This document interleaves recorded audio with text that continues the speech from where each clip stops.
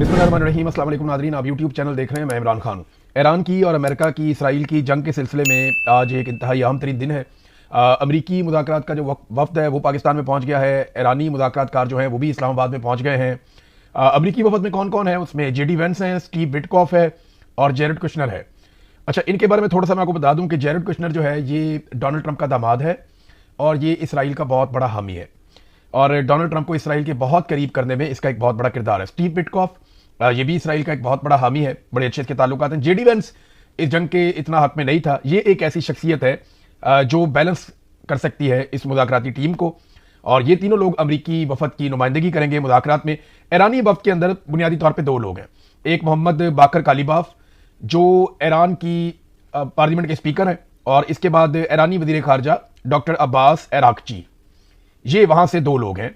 एक तरफ तीन लोग हैं, एक तरफ दो लोग हैं। ये लोग मुज़ाकरात करेंगे। पाकिस्तान जो है वो इसमें सहूलतकार का किरदार अदा कर रहा है और पाकिस्तान की सरजमीन पे इस्लामाबाद में ये मुज़ाकरात हो रहे हैं। इन दोनों के पाकिस्तान आने पर रद्द-ए-अमल कैसा था हमारी जानिब से? तो देखिए, पाकिस्तान की मीडिया ने तो बड़ी गेम उठाई। ज्यादा बात वो अमेरिकन की कर रहे थे। उसकी वजह यह है कि अमरीकी नायब सदर है, तो एक गर्मजोशी पाकिस्तान की तरफ से होती है हमेशा। हमें लगता है वो दुनिया का सबसे क्योंकि ताकतवर मुल्क है, उनके पास पैसा बहुत है। हमारी पॉलिसी भी वहां से अक्सर बन के आती है। लिहाजा बड़ी जबरदस्त शानदार कवरेज और शानदार तबसरे जो है वो अमरीकी जो वफद है उसके हवाले से हो रहे थे। लेकिन जैसे ही ईरानी वफद पाकिस्तान पहुंचा तो पाकिस्तानी अवाम की जानिब से सोशल मीडिया पे जिस तरह का इस्तकबाल और जिस तरह की बातचीत ईरानी वफद के हवाले से हुई, अमेरिकन को उनका 10% भी नहीं मिला।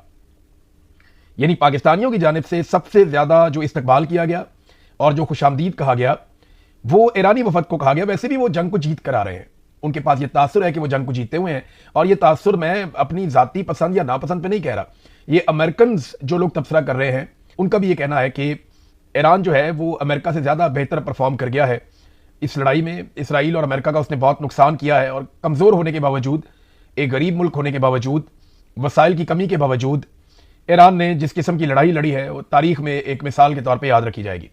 अब दोनों ममालिक ने जबरदस्त किस्म की जंग लड़ी है, मगर दोनों की जानिब से कोई भी फौजी नहीं आया। दोनों जानिब से सियासी लोग आए हैं, फौजी नहीं आया दोनों तरफ से, क्योंकि दोनों ये जानते हैं कि फौज का काम सिर्फ और सिर्फ लड़ाई करना है, हुक्म की तामील करना है। मुज़ाकरात और पॉलिसी बनाने जैसे जो अहम मामलात हैं वो फौजियों को नहीं दिए जा सकते क्योंकि वो खराब हो जाते हैं। तो दोनों तरफ से कोई फौजी नहीं आया, और दोनों में से दबाव किस पर ज्यादा है ये बहुत इंपॉर्टेंट है, और ये साबित कर रहे हैं दोनों के बयानात। पहले आप बयानात देखें। मुझे ऐसा लगता है कि अमेरिका बहुत दबाव में है। अमेरिका की जो क़यादत है वो बड़ी फ्रस्ट्रेशन में भी है, बड़े दबाव में भी है। उसकी वजह मैं आपको बताता हूं। देखिए, बिल्कुल साफ है, यहां उनके बयानात हैं, आपको यहां से साबित हो जाएगा। पहले आप डोनाल्ड ट्रंप को देख लें। मुज़ाकरात कामयाब ना हुए तो पहले से ज्यादा शिद्दत के साथ फौजी कार्रवाइयां शुरू कर देंगे। डोनाल्ड ट्रंप ने धमकी लगाई है और ज्यादा शिद्दत के साथ हम कार्रवाई करेंगे। अमरीकी जरीदे न्यूयॉर्क पोस्ट से टेलीफोनिक बात की है डोनाल्ड ट्रंप ने, और उन्होंने कहा कि जल्द पता चल जाएगा कि अगले 24 घंटों में ही हमें यह समझ आ जाएगी कि मुज़ाकरात कामयाब होते हैं या नहीं होते। अगर नहीं होते तो फिर हम बड़ी शदीद कार्रवाइयां करेंगे।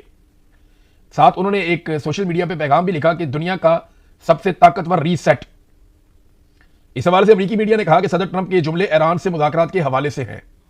डोनाल्ड ट्रंप ने एक ट्वीट भी किया। उन्होंने कहा, the Iranians don't seem to realise they have no cards. ईरानियों को इस बात का अंदाजा नहीं है कि उनके पास कोई ऑप्शन नहीं है other than a short term extortion of the world by using international waterways.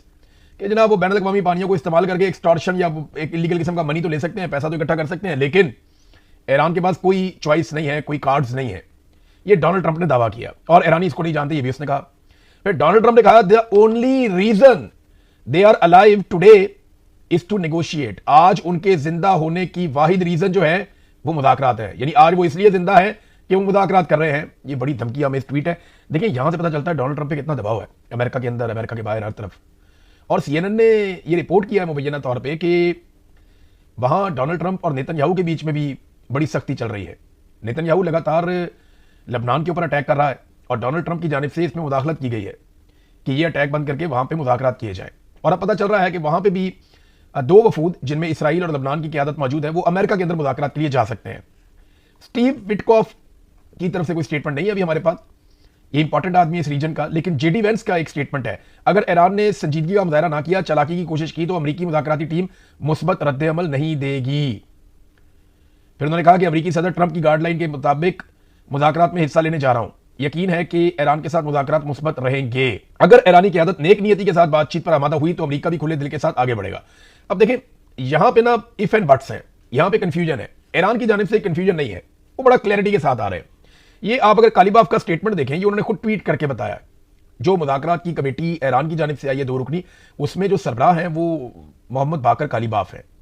उन्होंने कहा कि 2 ऐसे इकदामात हैं जो होने चाहिए थे और ये जंगबंदी के मुज़ाकरात से पहले होने चाहिए थे और ये शराइत थी। मुज़ाकरात से कबल जंगबंदी की 2 शराइत पर अमल दरामद जरूरी है, यानी मुज़ाकरात से पहले इन पर अमल दरामद होना चाहिए। नंबर 1, लबनान में जंगबंदी, कि लबनान के ऊपर बिल्कुल इसराइल का अटैक खत्म हो जाए। अगर मुज़ाकरात करने हैं तो उससे पहले ये हमला बंद होना चाहिए। नंबर 2, उन्होंने कहा मुंजमद ईरानी असासों की बहाली। देखिए, अक़वाम मुत्तहिदा के जरिए से ईरान के ऊपर कुछ पाबंदियां लगाई गई थी और उन पाबंदियों के जरिए से ईरान के जहां जहां पे असासे थे या पैसा पड़ा हुआ था, उस पैसे को होल्ड कर दिया गया था, फ्रीज कर दिया गया था या मुंजमद कर दिया गया था। ये पैसा कितना है, इसके बारे में मेरे पास एक रिपोर्ट है। ये रिपोर्ट में आपको बताऊं तो आप हैरान हो जाएंगे कि इस पैसे की अमाउंट कितनी बड़ी है। ये विकिपीडिया के मुताबिक और डिफरेंट यहां पे आलमी खबर रसा इदारे हैं, उनकी रिपोर्टों के मुताबिक ये पैसा 100 अरब डॉलर से लेकर 120 अरब डॉलर तक बनता है। बहुत बड़ी अमाउंट है, बड़ी ह्यूज अमाउंट है, किसी भी मुल्क की किस्मत बदल सकती है। तो ईरान का इतना पैसा मुल्कों के अंदर होल्ड पड़ा हुआ है और इसमें बेशुमार पैसा जो है वो डॉलर पड़े हुए हैं।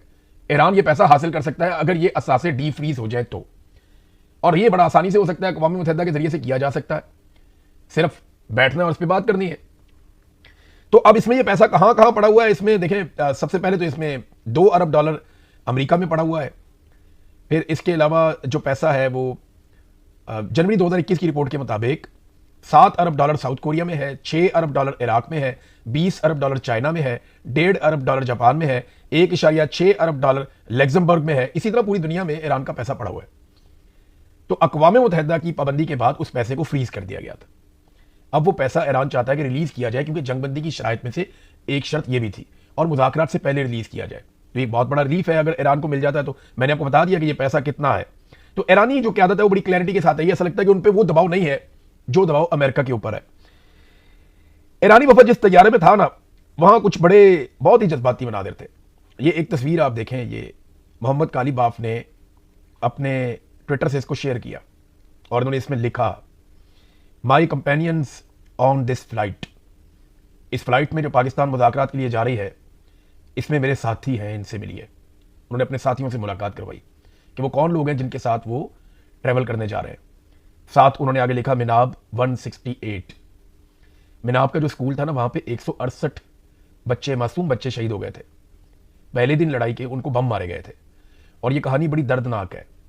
ये ड्रोन्स को, सैटेलाइट को पता चल रहा था, वहां बच्चे इकट्ठे हो रहे और फिर दोबारा धमाके किए जा रहे थे। जो अमेरिकन ने बताया वो बहुत खौफनाक है। डोनाल्ड ट्रंप ने पहले इसका इल्जाम लगा दिया ईरान पे और बाद में इसको गलती करार दिया, लेकिन ये एक जंगी जुर्म है, इसके ऊपर बात होनी चाहिए।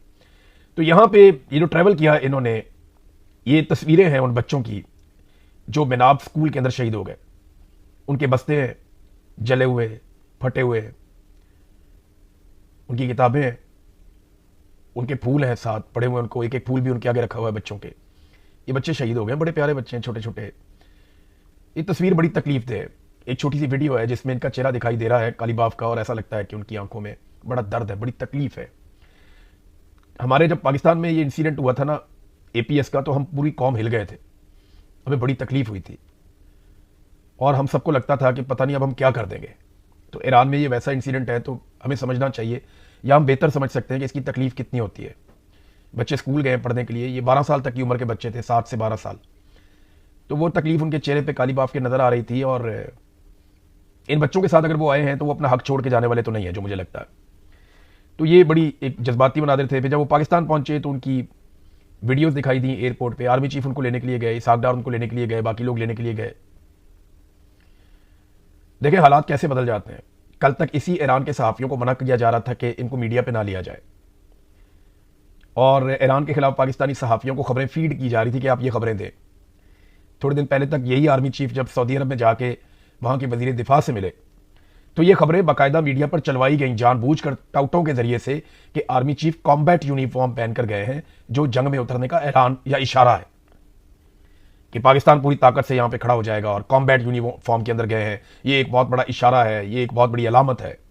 इस किस्म की बातें की गई थी। आज उसी ईरानी वफद को जो है वो इस्तकबाल करने के लिए आर्मी चीफ गए। देखिए सियासतदानों की पॉलिसी हमेशा बहुत बेहतर होती है। ये इमरान खान की पॉलिसी थी। 2019 में इमरान खान ने पूरी कौम को समझाया और पूरी दुनिया को समझाया कि लड़ाई में मसले का हल नहीं है, बैठकर बात करते हैं। इमरान खान ने सालिसी भी करवाई सऊदी अरब और ईरान के हवाले से, आपको याद होगा। तब सब लोग मजाक उड़ा रहे थे। आज जो सियासतदान है वो भी यही कर रहे हैं। तो जब सियासतदान कोई फैसला करता है या सियासतदान किसी मामले को देखता है ना, तो बड़ा शानदार हल सियासतदान निकालते हैं। इसीलिए ईरान ने और अमेरिका ने सियासतदानों को भेजा है, जर्नैलों को नहीं भेजा। जर्नैलों को उन्होंने मैदान जंग में भेजा है, लेकिन हमारे यहां पे जब जर्नैल फैसला करते हैं तो गलत फैसला कर देते हैं। मेरे ख्याल में पाकिस्तानियों को इससे सीखना चाहिए और अफगानिस्तान के साथ हमारे जो तनाज़ात हैं या जो इंडिया के साथ हमारे तनाज़ात हैं वो सियासतदान बैठकर हल करें, जर्नैलों को इसमें से बाहर निकालें। ये हसास मामलात हैं, वो इनकी नज़ाकत को नहीं समझते। तो सियासतदान इन मामलात को देखें, अच्छे तरीके से देखें। जहां मशवरा करना है किसी से, किसी इंस्टीट्यूशन से कि हमारी ताकत कितनी है, हम कितना कर सकते हैं, कितना नहीं कर सकते, वो जरूर करें, लेकिन इन्वॉल्वमेंट उतनी रखें जितनी उनकी आइन के मुताबिक है। तो आप देखिएगा इंडिया के साथ या चाइना के साथ या अफगानिस्तान के साथ हमारे मामला अच्छे होना शुरू हो जाएंगे, हमें इसका फायदा होगा, जैसा कि बाकी ममालिक करते हैं। तो ये इसमें बहुत सारा कुछ है सीखने के लिए, हमें ये सीखना चाहिए। लड़ाई में हमारे फौजी ऑफिसर बहुत अच्छे होते हैं और वो हम अप्रिशिएट करते हैं, अपने काम में वो लोग माहिर हैं, वो अपना काम अच्छा कर लेते हैं, अच्छी बात है, वो काम करना भी चाहिए उन्हें, उसी की उन्हें तनख्वाह मिलती है, उसी के लिए उनको इज्जत मिलती है। ये दूसरे काम जो है ना, इसमें उनको जहमत ना दी जाए तो ज्यादा अच्छी बात है। अब आ जाए नाजरीन एक और खबर की तरफ, ख्वाजा आसिफ साहब का ट्वीट डिलीट हो जाना। देखिए इस पे ना ख्वाजा आसिफ साहब पे बहुत तनकीद हो रही है, बहुत ज्यादा उनके ऊपर तनकीद हुई है पाकिस्तान के सोशल मीडिया में, और ये कहा जा रहा है कि ख्वाजा आसिफ को ट्वीट करना नहीं चाहिए था, अगर उन्होंने किया तो फिर उन्हें डिलीट नहीं करना चाहिए था, इससे बहुत शर्मिंदगी होती है। ख्वाजा आसिफ ने ये ट्वीट क्यों किया? देखिए आज मुज़ाकरात के लिए सारे मुज़ाकरातकार पाकिस्तान पहुंच रहे हैं, अमेरिकन भी आ रहे हैं, ईरानी भी आ रहे हैं, और पाकिस्तान जो है वो बीच में एक ऐसा किरदार अदा कर रहा है कि हम प्लेटफॉर्म दे रहे हैं कि यहां पे बैठ के आप लोग मुज़ाकरात कर लें, हम सहूलत दे रहे हैं। यही पाकिस्तान का रोल होना चाहिए था। ख्वाजा आसिफ साहब को अपने मुल्क की पॉलिसी का पता होना चाहिए, उन्हें पता होना चाहिए कि उनकी फौज क्या सोच रही है, उनका वज़ीर आज़म क्या सोच रहा है, क्योंकि वो एक हाइब्रिड निज़ाम चला रहे हैं ना पाकिस्तान में, तो उनको आइडिया होना चाहिए कि निज़ाम के दिमाग में क्या चल रहा है, वो उसका हिस्सा है। तो उस हिसाब से वो ट्वीट करें, जितनी चादर है उतने पांव फैलाएं, अपनी औकात देख के उसके मुताबिक बात करें। ख्वाजा आसिफ साहब ने लंबी छलांग मारी और फिर जिस तरह उनकी ट्वीट डिलीट करवाई गई, ये बड़ा अफसोसनाक है, बहुत तकलीफ दे। पीएमएलएन देखें, वो ये दावा करते हैं कि ये डिलीट कर दिया एक्स ने खुद ही, लेकिन बहुत सारे लोग सबूत ला कर दिखा रहे हैं कि नहीं जी, उन्होंने डिलीट खुद ख्वाजा आसिफ साहब ने खुद की है। और कुछ लोग तो बहुत अजीब अजीब दावे कर रहे हैं। जर्नलिस्ट ने उन्होंने मुझे फोन किया, उन्होंने कहा इमरान भाई मामला ये नहीं है कि ट्वीट डिलीट हुई है, जिस तरीके से डिलीट करवाई गई है, इतने उम्र रसीदा सियासतदान से इस तरीके से ये काम करवाना ये नामुनासिब है, ये नहीं होना चाहिए था। जो बातें उन्होंने मुझे बताई, मुझे उनकी बहुत तकलीफ है। मैं नहीं चाहता कि किसी ने जो मुझे बातें बताई हैं वो बड़ी तकलीफ दे बातें। ख्वाजा आसिफ से आपके लाख इख्तलाफात हो सकते हैं, लेकिन इस तरह बात करनी नहीं चाहिए। जिसने मुझे बताई है वो बात मुझे सुन के अच्छा नहीं लगा। अब मुझे नहीं पता कि वो हकीकत किस लेवल तक है, लेकिन उनका दावा यह था कि मैं अल्फन कहता हूं कि ये मामला ऐसे हुआ। बहरहाल ख्वाजा साहब को ट्वीट नहीं करना चाहिए था, उन्हें पता होना चाहिए था कि उनकी गवर्नमेंट क्या सोच रही है, क्या करना चाह रही है और कितना करना चाह रही है, उससे आगे नहीं जाना चाहिए था। मेरी एक और खबर की तस्दीक हुई, जैसा कि पहले बरतानिया के और अमेरिका के मोतबर तरीन इदारों ने मेरी खबर की तस्दीक की कि जो शहबाज शरीफ ने ट्वीट किया था कॉपी पेस्ट, वो व्हाइट हाउस से आया था और उसकी